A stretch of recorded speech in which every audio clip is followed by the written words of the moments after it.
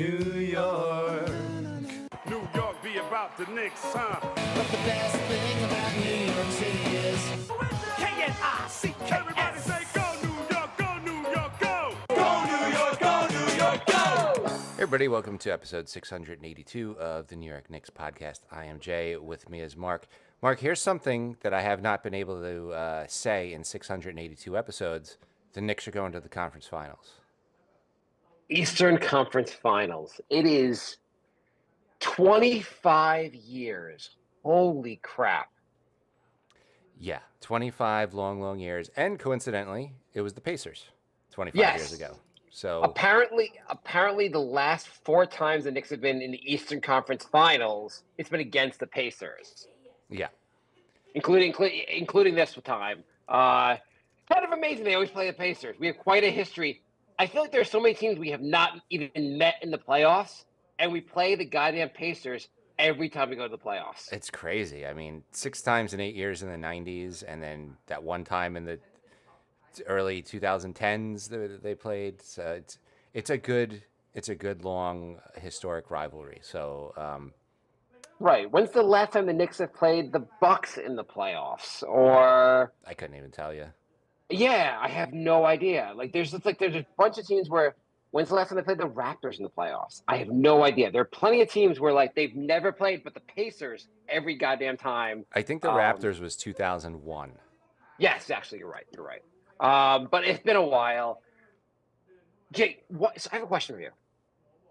Why are we not hearing about OKC fans or Minnesota fans or Pacer fans being criticized for being too happy about their team getting to the Eastern Conference or the conference finals? Oh, they're running out of the Knicks lost narratives, so now they got to go to the fans, I guess.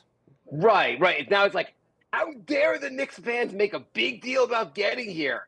It's only been 20. Act like you win the title every goddamn year. That's how you should behave. You shouldn't be into your team. You shouldn't be super excited over the moon about your team because that's now a bad thing. Reggie Miller said he hates the Knicks because their fans are front runners. Pretty sure the Knicks are selling out games during the Isaiah Thomas, Eddie Curry years. That is the opposite of a front runner.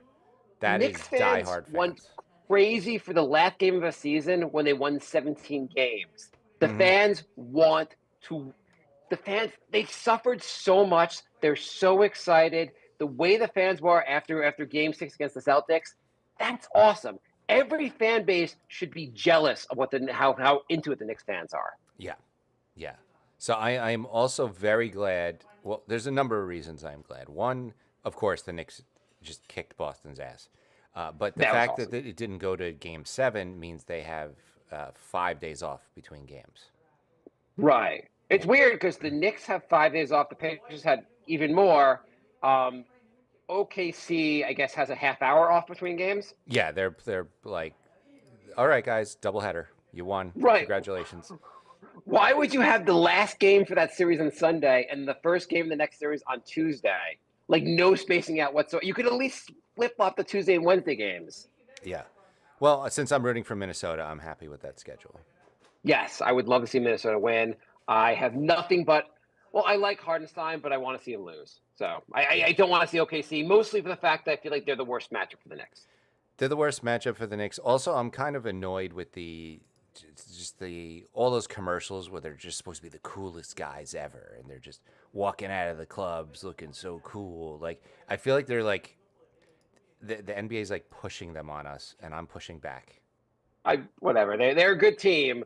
It's better than seeing the Lakers or some other jackass team. Of course. I mean, so this conference finals, there's I believe 3 of the teams haven't won ever, and the Knicks haven't won in 50 years. So, right, that is crazy. Yeah. That is a really crazy. The interesting thing about the NBA right now is this will be what has it been 8? How many years has it been since they had a what? I think it's the 7th straight year with 7 different winners. Yeah, that's parity. That's so much. I mean, I think Bill Simmons was complaining on his podcast today about and Bill Simmons was a good podcast. He's great. But he was complaining about how the second apron kind of makes it harder to have repeat champions. He wasn't really. He was complaining more about the Celtics might have to move on from Jaylen Brown and so forth. But forgetting that part of it, if the parity second apron, all that, if that brings about different title champions every year, that's such a more fun league. Do you remember the years when it was like every year we knew it was going to be Miami versus it was Miami was going to go to the finals every year. There was going to be Golden State versus Cleveland 4 straight years. It was just like I can't know who's going to be in the. I don't want to know who's going to be in the finals on the day the season starts. Yeah, it was literally like game one. We're like, well, who do you think's going to win the finals? Right, right. Golden State or Cleveland, and it's like it was just so boring. Right. I don't want a spoiler alert on the first day of the season. I Yeah. want to have different teams. I want to have every different teams having a shot. It makes the season so much more fun. If you look at these teams, OKC, yeah, they had a really great season. People weren't sure about them. They're close to the finals. Great for them. Minnesota, I don't think anyone would have dreamed Minnesota would be back in the conference finals after the season they had and the big trading cat and everything else. The Knicks are a shock. Pacers are a shock. It's a much more exciting league. Yeah, definitely. Okay, so game 6. Okay, Wait, a special announcement from Anthony here. He's going to be a father. Congratulations, Anthony. Congratulations, Anthony. That's awesome. That's fantastic news. It's almost as good as the Eastern Conference Finals, but it's pretty good news also. Yeah. People becoming a father happen more often than, but congratulations. That's amazing news. But Jay, so we didn't record we last recorded after game 4. Game 5 happened. Mm-hmm. Do you want to comment at all on game 5? I mean, it was an embarrassing ass kicking, but maybe that's the kick the Knicks needed. It was whatever. I mean, it was tied at halftime. We all had the feeling of like, should the Knicks be up? Why are they tied? Then in the third quarter, following the orders of the NBA, the refs just went full shenanigans on the Knicks, and the Knicks just got 5 fouls in one quarter in like a 9-minute span for Brunson it was pretty shameful. Well, I have a question. So you saw 5 fouls in Brunson in a very short period of time. He fouled out from that game, and that seemed ridiculous. Would Celtics fans say it's ridiculous that Jaylen Brown fouled out the next game? Yeah, probably.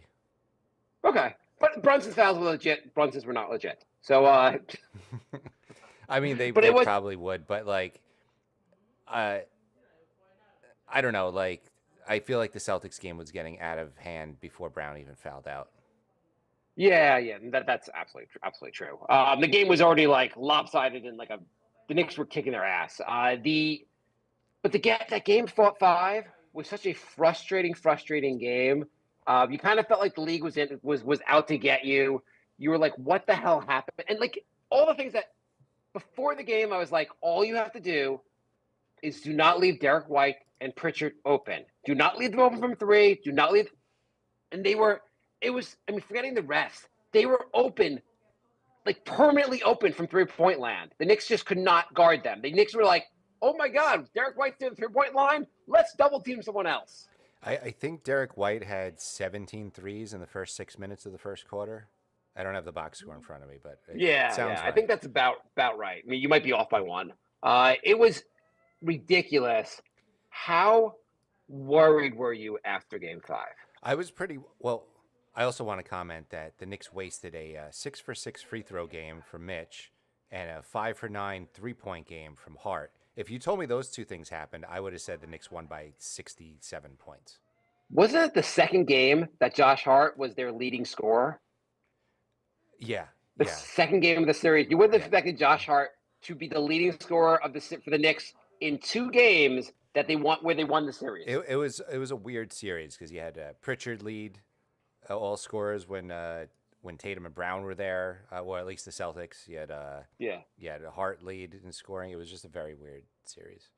And Mitch, who couldn't hit a free throw to save his life, suddenly becomes Mark Price for the free throw line. He's like, keep fouling me, guys. I dare you. It was a lot of weird things going on, but it was a really bad game, and I was pretty nervous going into game 6. I was. Do you want to mention also Luke Cornett being Dikembe Mutombo?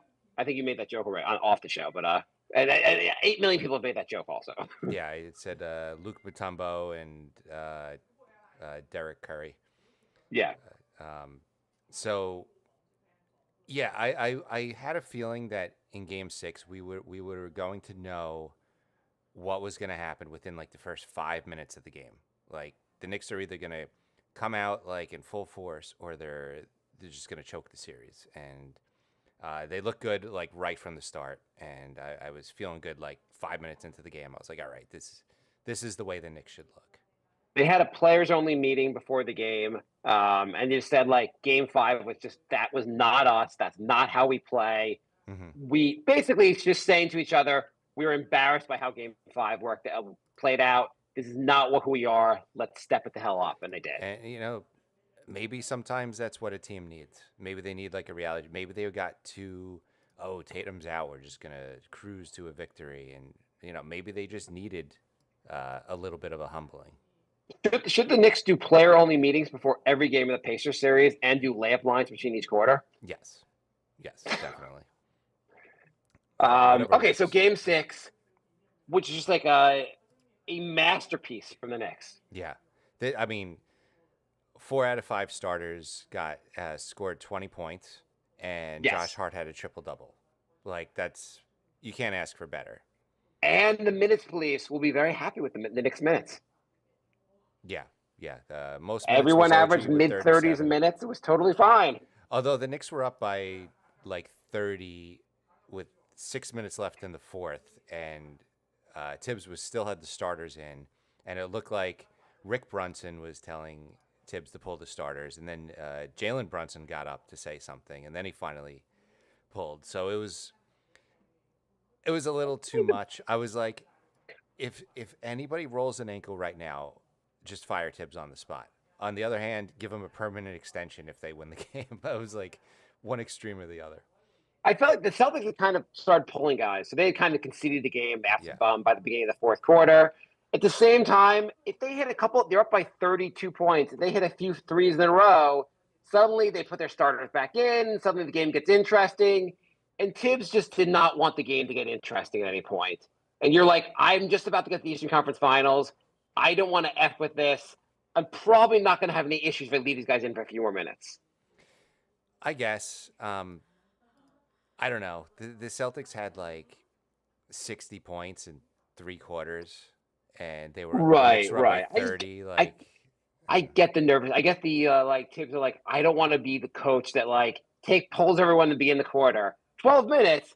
Suddenly the Celtics hit four threes in a row. It's an 18-point game, and suddenly we're starting to get nervous. Basically, I mean, if you're blowing a 30-point lead to Baylor Shireman and Torrey Craig, then of course. But you know what? You don't want to have like wow, in a completely idiotic move, Tibbs pulled everyone to begin the fourth quarter, and they lost the game. yeah. He's just there was what was it? Didn't Randall or someone else said that he's just been traumatized by Tracy McGrady coming back from a 20-point lead Hmm. at some point many years ago, and since then he just does not take start. He just pulls everyone late in the game. Yeah, he's like forever traumatized from that game. He's like I learned the only lesson I've ever learned is don't pull your starters. Nothing else I've ever learned. That Right. thing I freaking learned. But anyway, I mean, he outcoached Missoula. Absolutely, absolutely. There was so much to love about this game. There was like the things like I kind of just went through things the Knicks did right in this game. First of all, offensive and defensive rebounding, they just crushed the Celtics. The Knicks, I mean, it felt like Mitch played longer than 14 minutes in the game. He only played 14 minutes, but he got key rebounds. He had that defensive play where he covered the entire floor, getting the steal from Jalen Brown at the end of the play. Hmm. But the Knicks just were getting every rebound. They were switching. They were just going with the switch. They weren't leaving anyone open from three. Every time Derek White wanted to shoot a three, he was covered. Every time Pritchard wanted to shoot a three, he was covered. Faster pace. They were actually kicking the ball out, which I thought was great. They really weren't doing that every game where like you're double, triple team down low, kick the ball out for an open shooter, Cat shot more threes, even though he didn't shoot it, even though he didn't make them all. Deuce played really well on defense. He had like an open three. He had a three in Derek White's face. Hmm. Um, there were so many great moments of that game, and so many things the Knicks just did so much better. The Knicks won the rebounding battle 55-36, and Yeah, Mitch only had 4 rebounds. So it was they were getting second and third. I mean, that's how they basically won the game. They second and third chance points, and The Knicks didn't even shoot that amazing from three. It no, wasn't like there was some game where the Knicks were hitting all their shots. I mean, they shot decent from the field, but like it wasn't like they were crushing it. Their defense was so good in this game. yeah, yeah. This was like an elite. This is what you expected the Knicks defense to look like. Right. The Knicks scored. I mean, they scored 119 points, which was a lot of points. But they allowed the Celtics 81 points while letting their foot off the pedal. Like they Yeah, did basically. They're like, okay, Celtics, we're not going to try as hard, and you only get to 81 points. yeah, yeah. I mean, the Celtics had 57 going into the fourth. Yeah. So yeah, it was crazy. I mean, the Celtics also didn't shoot as well, and whatever you want to say. And the Celtics, even if they had Tatum for next year, the Celtics have a lot of problems going into next year, even with a healthy Tatum. Yeah, Like Al Horford looks. You can't be counting on Horford for a lot. You can't be counting on Cornette for a lot. KP should be better. I mean, I guess he has some respiratory issue. should he? I mean, Um, he's injured almost every year, and he's in his 30s now, right? Yeah, I mean, so going into next year, I mean, they're not going to have the Tatum's going to be out all next year. I think Cornette and Horford are not signed for next year, and the team is already into the second apron. And they're going to try to get under the apron. Drew Holiday looks terrible. Yeah, yeah, We talked about it last show, but like, I mean, the Bucks, like, I said it was a just insanely stupid move trading Dame and kind of giving up Drew Holiday. But the Bucks still wouldn't be. If they had Drew Holiday, they would have had one more good year of Drew Holiday than they would have this version of him. yes, yeah. I mean, they definitely missed one more year of like peak defensive Drew Holiday, but this year he looked bad, and he's 34. He'll be 35 by next season. Signed him like 3 or 4 more years. Go Celtics. It's just every time I think like we got a team that's on the verge of a dynasty, like Denver loses like basically all their key bench players. Uh, Boston has two key players that are just too old to rely on. Like just in Milwaukee, obviously, like Middleton is basically washed up and he got traded, and I mean the door is No, closed so much quicker than you think. no champion has even made it past the second round the following year in years. Mm-hmm. It's crazy how fast the window, as you just said, the window closed. Is like I thought coming into this year, I was like, the Celtics are flat out the best team in the NBA. They should win the title, no question. They got exposed really easily. I think the Not Warriors, real easily, but like they got like they have so many more issues than I realized basically until the Knicks until we saw the series. right, right. Yeah, I'd be a little concerned, not just for the Tatum piece. I mean, the Knicks figured out how to beat them. Right. They were saying, and Bill Simmons went through on his podcast about like what the Celtics should do and try to get. They probably will try to, because next year's a lost year anyway. They'll probably try to get under the second apron, and you should listen to a show. You should listen to a show. His show's Yeah. worth listening to. Yeah, The I show's always listened to worth that. listening to, but it's an interesting discussion about them. But it's almost like they need to rebuild around Tatum 2 years from now, like just like start a new Right. I mean, the figure a crazy whole thing new- is like he'll still only be like 28, so it's not Right. like oh that's unrealistic. Like he's still gonna be like in his prime basically, as long as he fully recovers from the surgery. Which I heard he got surgery the very next morning, because the theory is that if you get the surgery before the swelling happens, it significantly cuts down on the recovery period, which I hadn't heard about before, but I thought that was interesting. So now they're saying he could be back for like next year's playoffs. Yeah, okay. I was joking with a friend who both of us have some back issues, and we were like, "What if they were like Tatum? I'm sorry, like you have to do 8 to 10 weeks of PT, and then we can approve you for an MRI." Yeah, Like he the just has to Jets, go like, through you know- like our insurance. Yeah, he has to go through. He's like, "Oh man, like are you guys only covering this portion of it? I mean, I know I make a lot of money, but this is ridiculous." It's like November before they even like approve him for the surgery. Yeah, exactly. You're like, we're going through the paperwork where we're trying to get the approval. We're trying. Oh, sorry, there's a wait for your doctor. You're scheduled for surgery in February. Yeah, exactly. So the Celtics, they can talk. They have a whole offseason to talk about things. The Knicks look awesome. This is the best Knicks team we've had in 25 years. How excited are you, Jay? I'm super excited. cautiously optimistic about the Pacers series. It's going to be tough. I mean, we could go through the matchups if you want. Yes, let's go. As we were, I'm on cloud nine about. I'm glad we have all these days off, so I can like just enjoy this win for a little bit longer. I also was interesting. They asked Deuce McBride after game 6, how long do you enjoy this? And he said it's basically like 24 hours. I get 24 hours to enjoy this, and then we go down to the hard work to like figure out how to win the next I'm series. so glad this team is all about business and they're not like, they were happy, but they weren't like cheering like they won the championship. They knew they're only halfway to a championship, and They're not cheering like their insane fans are cheering, basically. yes, yeah, It's also when you hear that the media talk about like people talk about so a lot of people are picking. It's not like last series, but everyone was picking the Celtics. This series, some people are picking the Knicks, some people are picking the Pacers. It's both teams. Knicks had 51 wins, the Pacers had 50. But some people are talking about this like they're like, do you know the Pacers' offensive attack? The Knicks will be just so thrown off by how like fast they play and their offense. And I'm like, do you not remember the teams went to war last year? You think Tibbs isn't aware of what the Pacers are? right, You think he's not been plotting on how to murder the Pacers since that Game 7 ended? right, yeah. Gibbs is psychotically obsessed with this stuff. He's made his team very well aware of how much they got their ass kicked last year, and it doesn't matter how many guys were injured. This team is a force. We have to be as prepared as possible. It's also the same team, Yeah. so The like they they're definitely prepared, or they should be because they know who they're playing. Right. It's not like in the Detroit series, like, hey, this is a different Detroit team that you played in previous years. If you played, even though I guess the Cavs played the Pacers played the Cavs. The Cavs were a little bit different than previous years.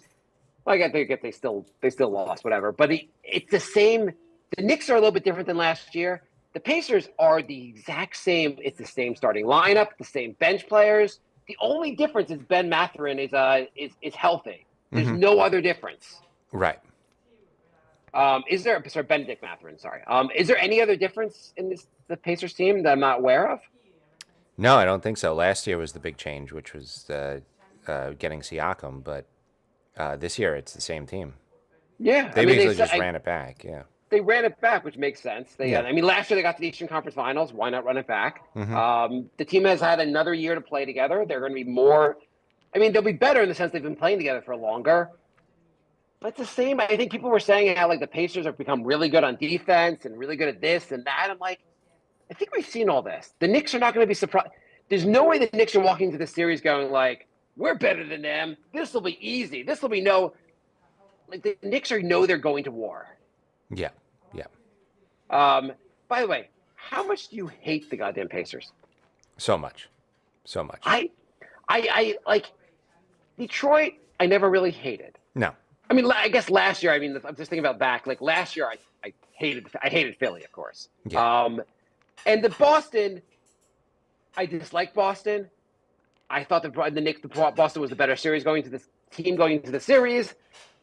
I think the Knicks are better than the Pacers, and I really dislike the Pacers. And I've just been thinking about how much I dislike the Pacers. Like it's all this stuff. Like I'm like, we're really going back to last year. It's going to be awesome, but like, man, I hate the Pacers.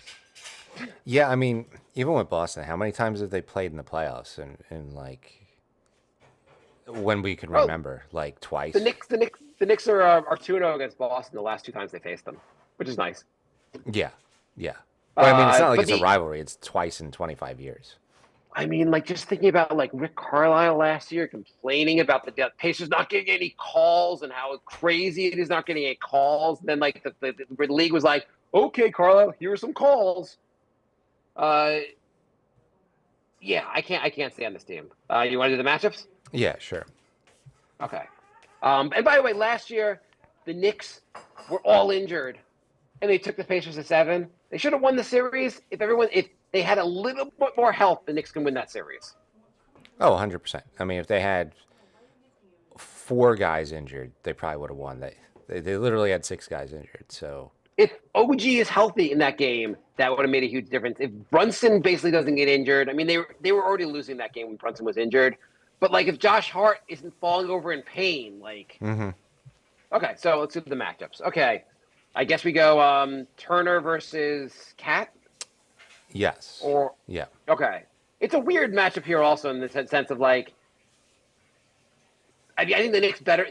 Is the Knicks better lineup their starting lineup against the Pacers or with Mitch? What's the better lineup against them? Mm. It's a tough one because they're a running team. They're really fast. It might be their regular starting lineup for this one. Last series for the Boston series, I thought with Mitch they were better. This series they might be better off with Cat. I mean, the thing is that Mitch makes a huge difference in offensive rebounds Mm-hmm. and defensive rebounds. Rebounding would be a place to get a big edge on the Pacers. Yeah, yeah. And I worry the five-man lineup will not get enough. The starting lineup will not get enough rebounds against them. Any concern about that? Not a huge amount because the Knicks are long. They still have really good. I mean, they got Hart, who is just so good rebounding for his size, and I think Towns can hold his own against Turner. I think the key matchup is probably OG Siakam. I feel like one of the Knicks' big advantages in this, like Knicks' the way they play well, and one of their big advantages, like they're not the better 3-point shooting team, they're not the better shooting team, but they should be the better rebounding team, which makes a big difference. Mm-hmm. I want to see a fair amount of Mitch and Towns on the floor together. Hopefully we'll get that. Okay, Turner versus Towns. What are you giving it to, Jay? I'm giving it to Towns, but it is a tough matchup. I mean, this should be easily Towns, right? It should be, yes. It should be. But you feel like it's a tough matchup because Turner shoots a lot of threes and blocks shots. He's going to pull Towns out to the 3-point line, and he's pretty fast. So I'm worried about that on that end, but also on the other end, I don't know if Turner's going to be able to handle Towns. So I don't think either one's going to be. They're going to negate each other. I think Towns slight edge, but I do think it's a tough matchup. So the Celtics and other teams have like Celtics and Detroit put a smaller guy on Towns to kind of negate him. So the Celtics, they put you had Drew Holiday on him, you had Tatum on him, you had other guys basically guarding him. Detroit had Tobias Harris. The Pacers, what do you think they do? I think they're going to start with Turner. I mean, what are their other options? Siakam. After that, like they get pretty. Like the size difference is too much, right? Right. I mean, obviously you can go a smaller guy. Well, Naismith is like 6'6", and they were talking about him being their like elite defender. Maybe Naismith guards him. Nemhart's 6'4". Mm-hmm. Maybe I could see maybe Naismith guarding him some. They try to do to Towns what OKC did to Jokic. Yeah. I think just putting a smaller guy that annoys. But I don't think they do that. Okay, so and the Knicks, like, do you want Towns on Turner? Is there any advantage to having anyone else cover him? I don't think so. I think Siakam is the bigger threat, so you'd probably want OG on Siakam. Right. And I guess Josh Hart's going to give up too much size on Turner. Right. Okay, Siakam, OG. Where are you going with this? I mean, obviously, defense OG, offense Siakam. Yeah, I think. Yeah, of course. If we can get, OG has showed up for offense like a couple times a series, so that's like the X factor. If OG can get cooking, like right now, this one's pretty close to a wash too. Right. I mean, maybe the advantage goes Siakam. I don't know. I love OG, but maybe the advantage goes Siakam here. That's a tough one. Yeah. It's a very close one. Okay. Then you have, I guess, Naismith versus Hart.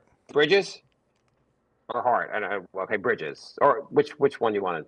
I think it will be Nesmith Hart. Okay, Naismith Hart. I'm gonna go pretty Hart. close also. Yeah, it's close. So I'm gonna go Hart. Like, I feel like the Knicks have the advantage across the board, but they're all like minuscule. Pretty close. Yeah.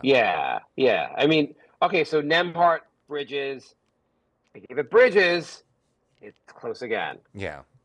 These are all close. Yeah, you're right. These are all close. Halliburton versus Brunson. If you say Halliburton, we can end the show right here. Yeah. I mean, it's Brunson. It's a tough cover for Brunson though. Yeah, well, he can't. I don't think we really want Brunson covering. No, Halliburton. Brunson will probably cover Nemhard. Right. I think you want Bridges on Yeah. Halliburton, Yeah. right? Yeah, That definitely. seems the most logical. Maybe Yeah. you could switch in. You need OG to cover Siakam, so you really need. It's going to be Hart or Bridges. Yeah. Ideally Bridges, Mm-hmm. and Deuce will come in and do a fair amount on Halliburton also. Mm-hmm. Deuce is going to have a big role in this series. Yeah.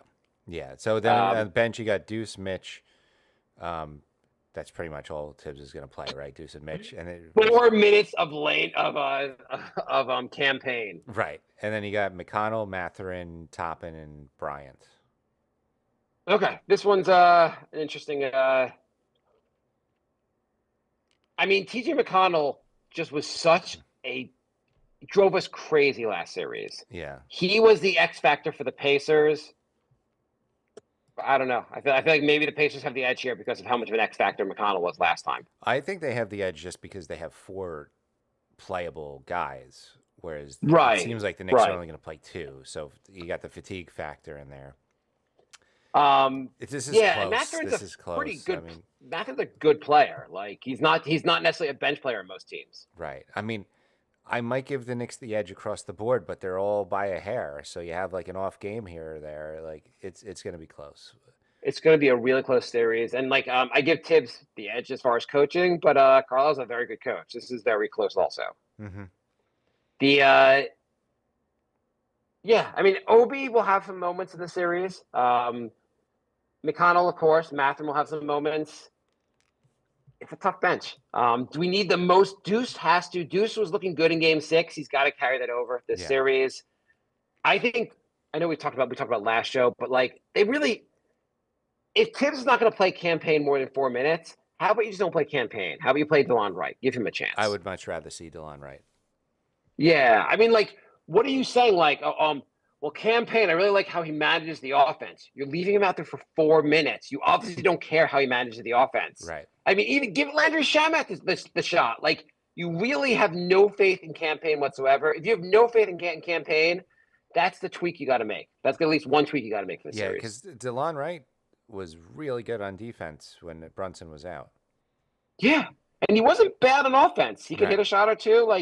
He wasn't an amazing point guard, amazing playmaker, but clearly campaign isn't either. Yeah, that's like the one tweak I think I would like to see, but other than that, I think this is just going to be just a really fun 90s throwback playoff series. How do you think that the refs will? I guess the NBA, will they treat it like the Detroit series, the Boston's? Will the refs allow a lot of contact in this series? You never know. I think there's going to be some games where there's no whistle, and there's other games where every touch foul is a whistle. I think it's going to be game to game, depending on the reffing crew, which is the annoying part about the NBA today. It's you just don't know how the game is going to be called until 5 minutes into the game. Right. I mean, it worked out better for the Knicks if there's a looser whistle and they're not calling everything. It also just is a better game. Yeah. I can't have in Game 5 against Boston, there were so many fouls right away on Cat, and you're you really want to see a series where you're just the refs are taking major players out of the game for touch fouls or just fouling out.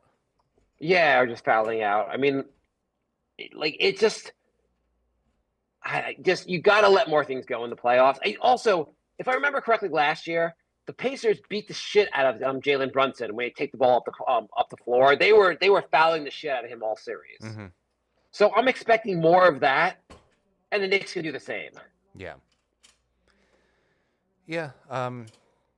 Hopefully, it's just however it's called semi-evenly. That's all I want. Well, I mean, I'm fine with it being called well in the Knicks' advantage. I know you don't want the Knicks to have the advantage there, but let's be realistic. That's not going to happen. Well, in fairness, the NBA single game where that's happened. the NBA may say this. They're like, hey, we looked at what the ratings we want for the finals. And you know what we want? Not having Indiana in the finals. We do not want to see Indiana versus OKC in the finals or Indiana versus Minnesota. Right. We don't want to have the smallest possible markets in the finals and no one watches. That is a good argument for the Knicks. Yes. Right. The NBA, if you care about money and like the ratings, make this happen. Give the edge to the Knicks. And you know what?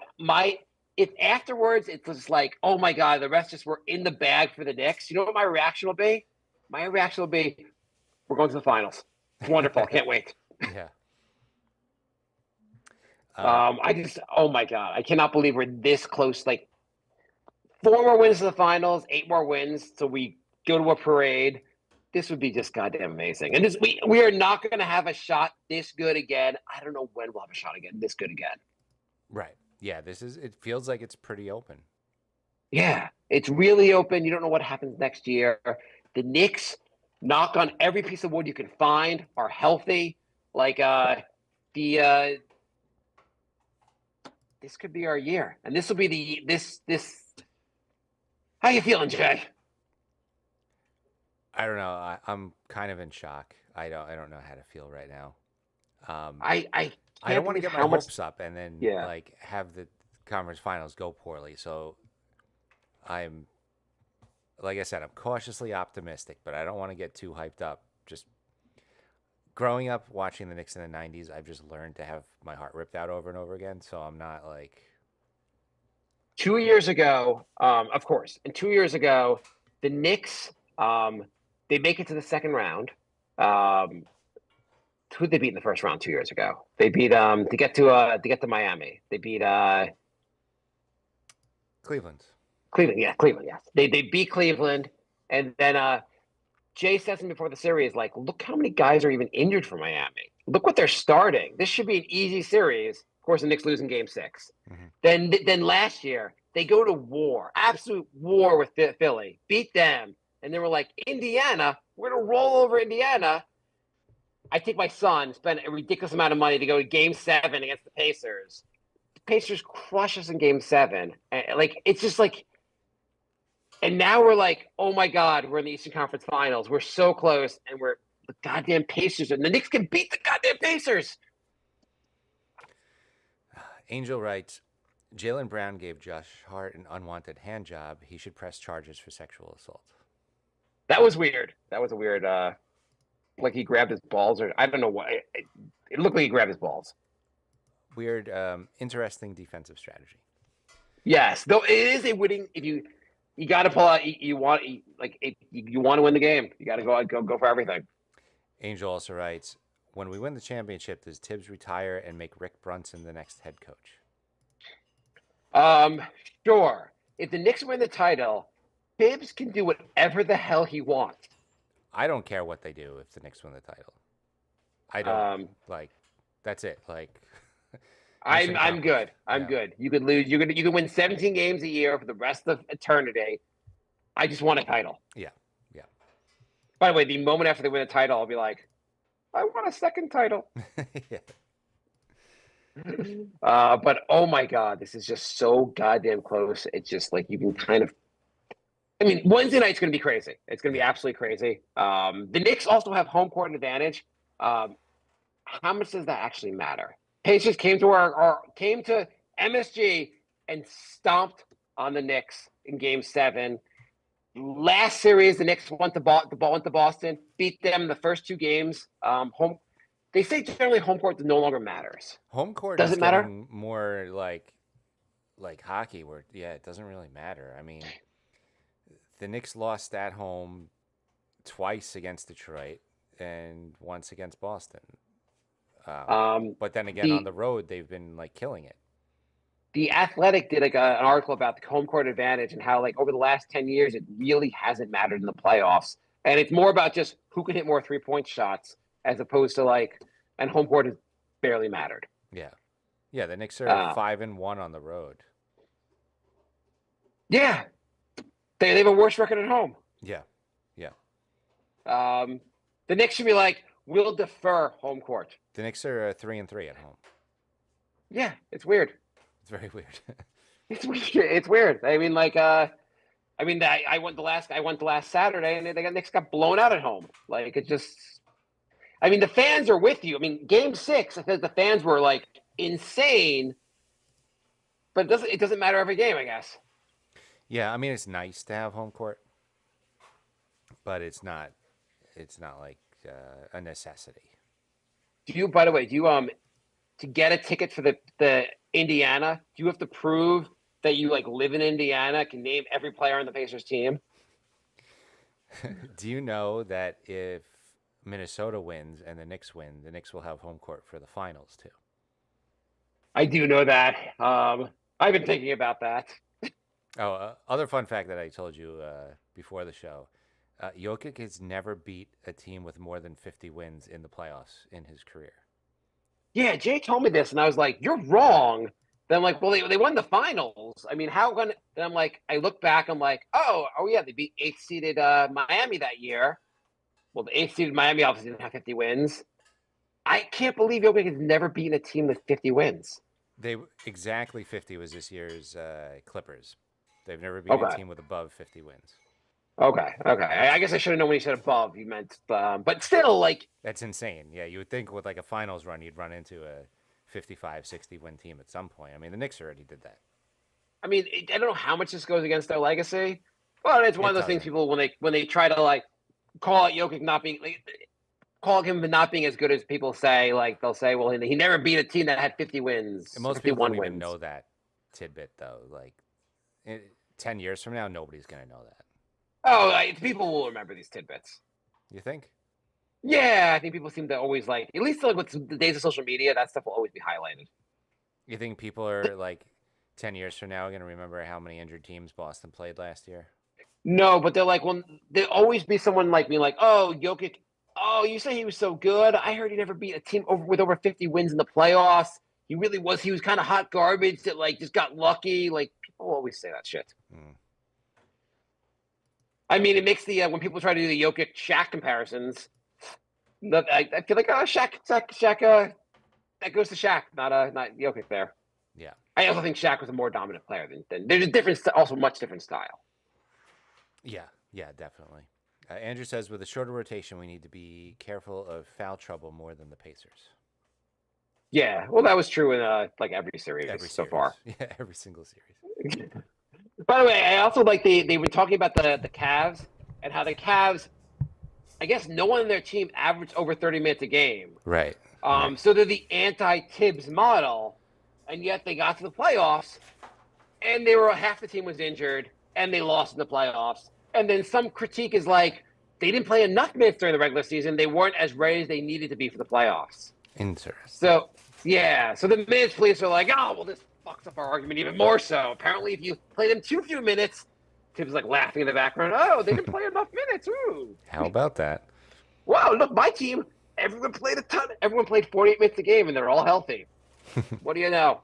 So what do you think of a non-Knicks, but just playoff topic, is that there's a lot of people saying there's been a lot of injuries this year, a lot of injuries last year, injuries in the previous year, and because of the 82-game schedule, it's too much. We have to cut it back. It's ruining the league, basically, because we have so many guys injured in the playoffs. What's your take on that? I mean, I sort of agree with that. I also agree just for like viewer fatigue. It seems like nobody likes an 82 game season. Like, I disagree. The NBA owners who like money, okay, the there's players who like money. Everyone likes money. No one wants to take. No one is. I don't hear the players going, "We will take a lot less money to play less games." right. No one. No one. I've not heard a single player being like, "Cut my salary by 10% or 15% to make this happen." We're all in unison. All the players will take a 15% cut in our salary to make this happen. Right, to cut 15% of the season out. Yeah, no one seems to be saying that. No, that is true. But from like a fan standpoint, like, do you like by game 60, you're like, all right, I'm kind of ready for the playoffs now, right? Oh yeah, of course. But like it's content and like I'm still watching the games. But yeah, you're right. Like it kind of like games 45 through 80 become more. Games 45 through 70 become less interesting. Yeah. Um, It's games where I'm like, all right, we're playing a Charlotte team that's 9-46. Like, I don't even care about this game. It's a marathon. I just think that no one on either side is going to take less money. Yeah. So that part is there's no way. Also, like the NBA is not going to be like we have 70 games and we're going to charge more for this. Like all these different.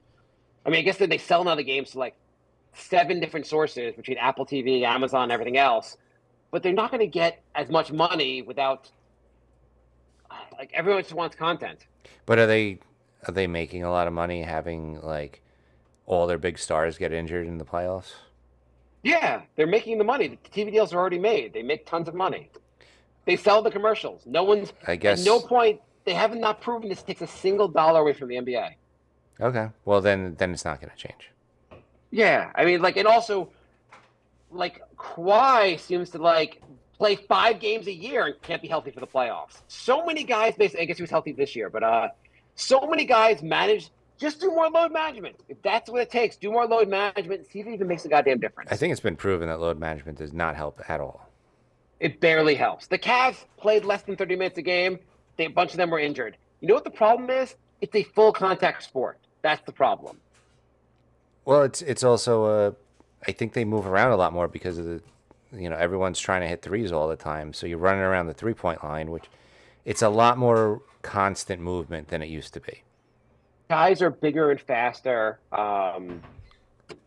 Yeah, I don't know. Like, we have 15 guys in your roster.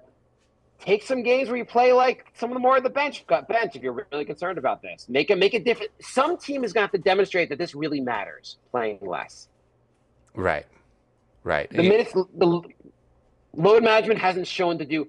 Victor Wembanyama, we're going to use kid gloves on him. Well, he seems to have had injury issues. Yeah, I mean, instead of not playing on back-to-backs, I might just do like 30 minutes on the first game and 25 in the second or something, instead of like 35-35. Like, just tap the brake pedal a little bit. Don't like have them sit out. Sure. I mean, Tibbs also ran his team into the ground, and everyone's healthy. I mean, they're healthy enough, I guess. Yeah. I mean, the injuries they do have are kind of random. Like Brunson's ankle, Towns' fingers, like they're injuries, but that wouldn't have not happened if Tibbs played them less minutes. Those were like fluke things.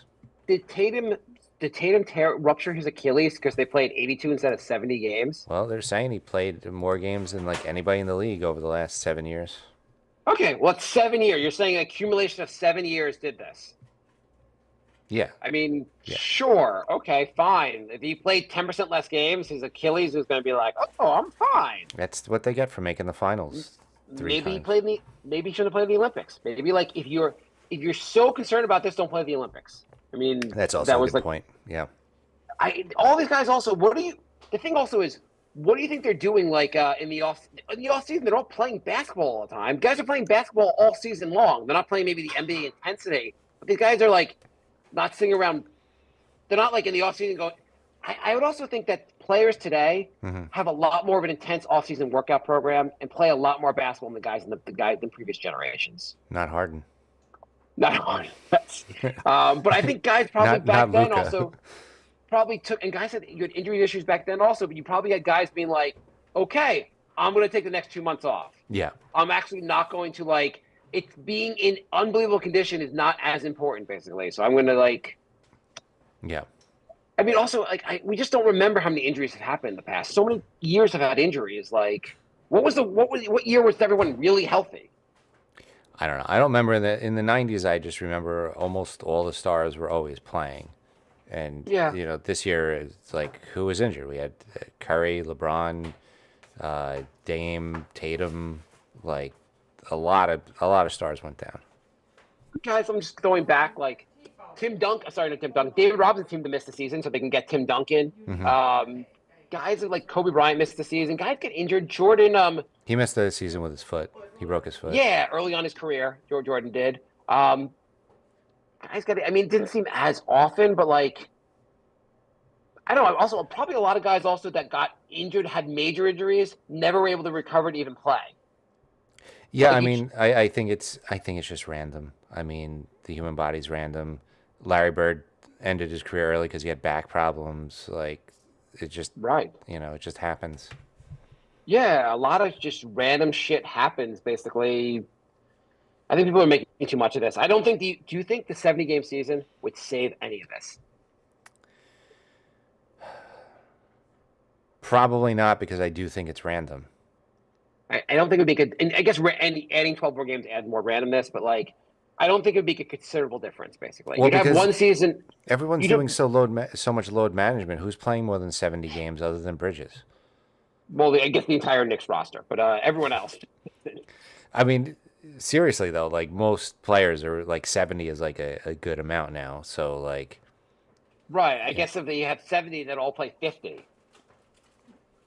yeah, yeah, that's not fun either. I want the guys playing like all the games that they're assigned to. Right. I think and what was it? Jordan, not Jordan, what's his name on the Denver who played who ended up playing. Aaron Gordon. Yeah, Aaron Gordon, that's what I meant, not Jordan. Gordon. He was like, there's not enough time off in between games. And you're like, in the playoffs, I was like, there's a couple of days off in between a lot of the games. And like, what do you want? The season can't go on to like August. And Aaron Gordon's like, can we make game 2 of this series in July so I can recover? Yeah, I mean, it's funny you said that when they actually did have an extra day between games that game. Yeah. I mean, the Knicks and the Pacers have a huge amount of time in between. Yeah, I don't know.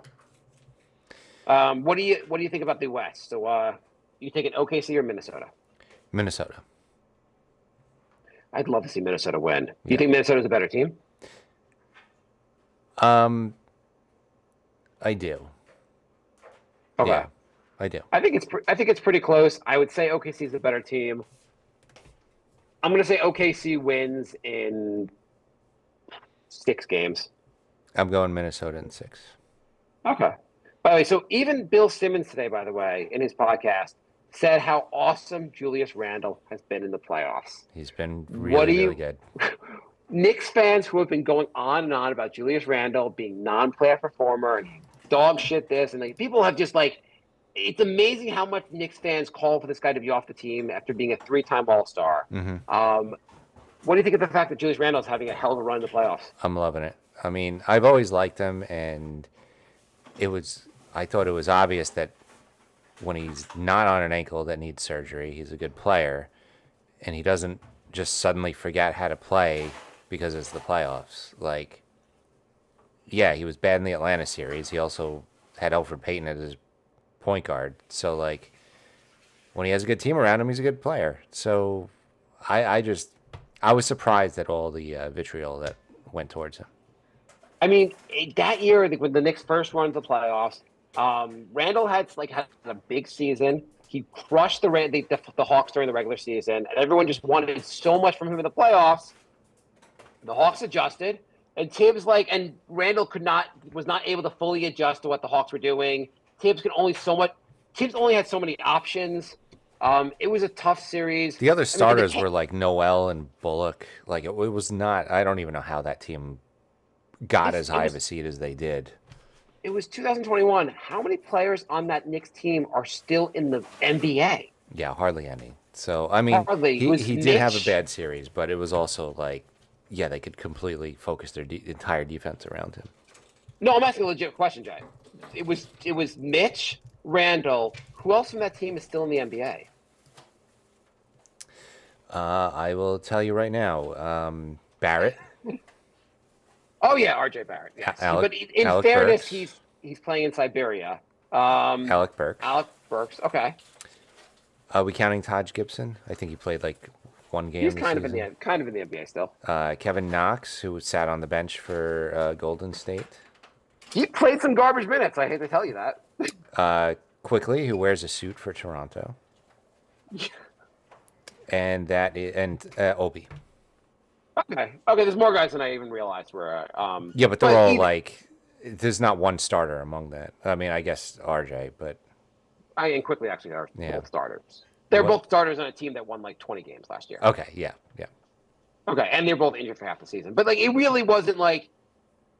And also, you weren't getting exactly the best version of those players. And there's like 10 other guys that were on the roster that are just not in the league anymore.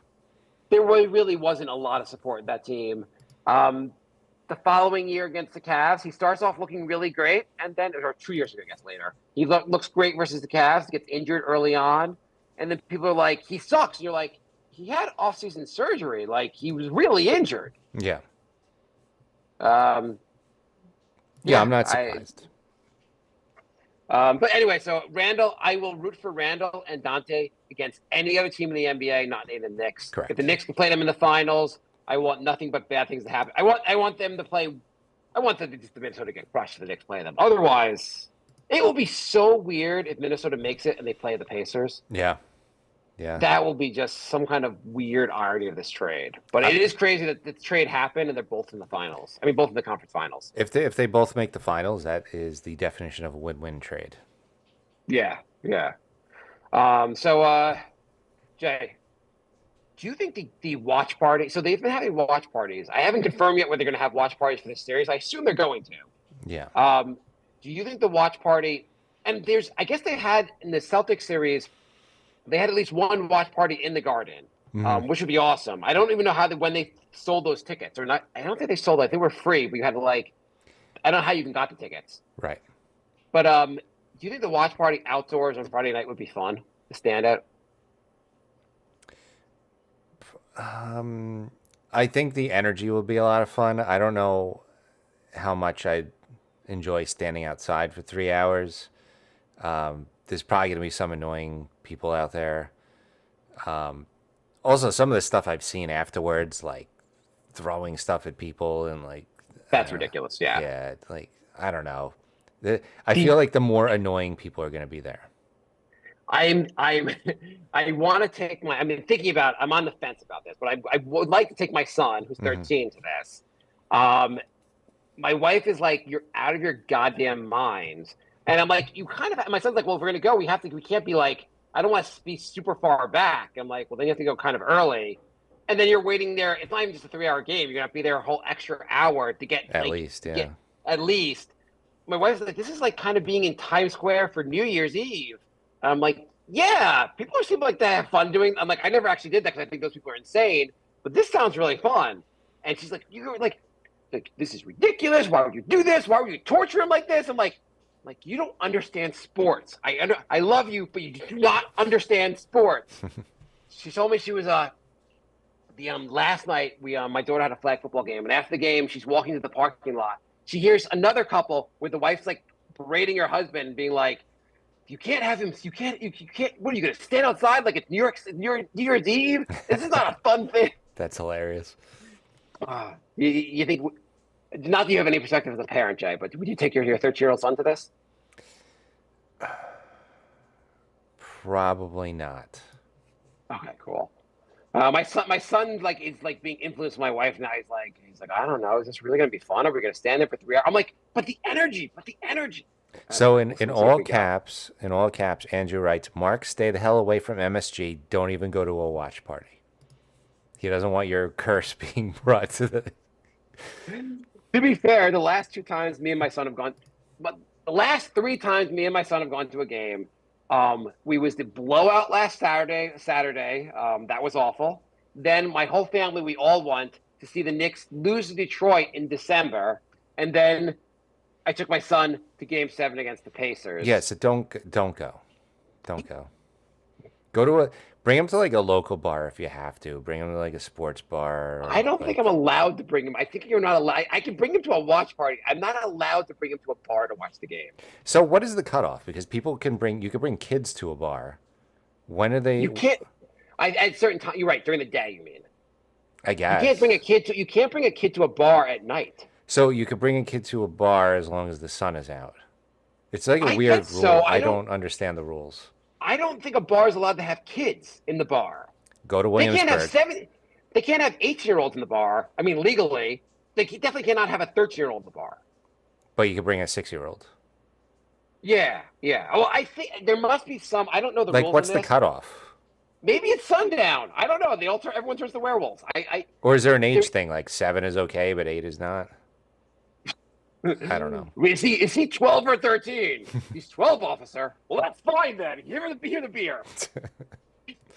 I think there's some kind of the bars are also restaurants, and I could go I can probably take him to eat there at like 6 o'clock in the afternoon or 6 o'clock. But like, there's some time where like we were at what's the bar we went to?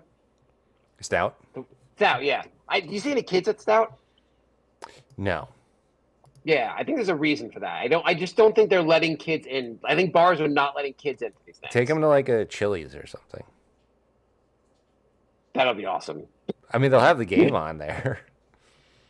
I can also just turn the game on at home. Yeah, that's but yeah, I wanted like real energy. I mean, if Stout was like, bring your kid night, we really want to lose our liquor license night. But there's some rule in that. Anyway, Jay, anything else you want to cover for this? No, I think we covered it all. By the way, people are saying it's weird that they have not announced the MVP yet.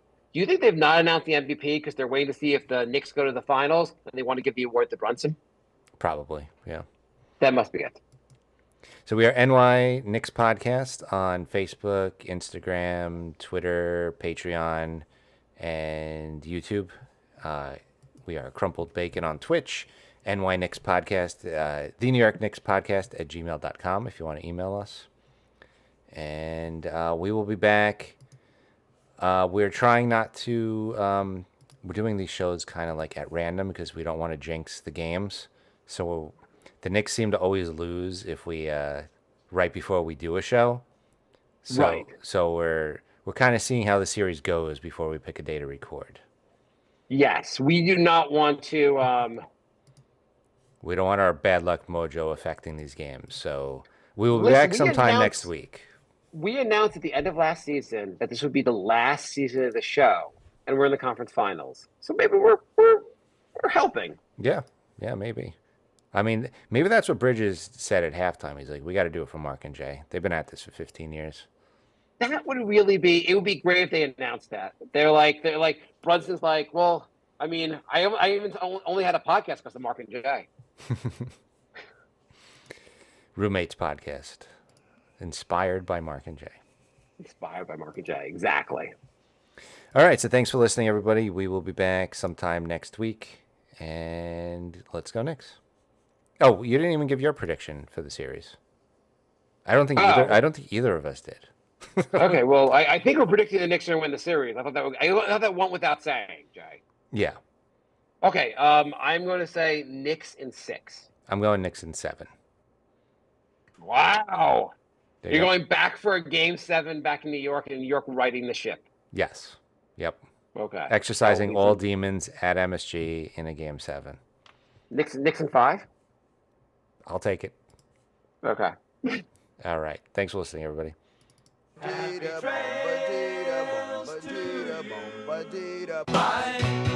Goodbye, everybody.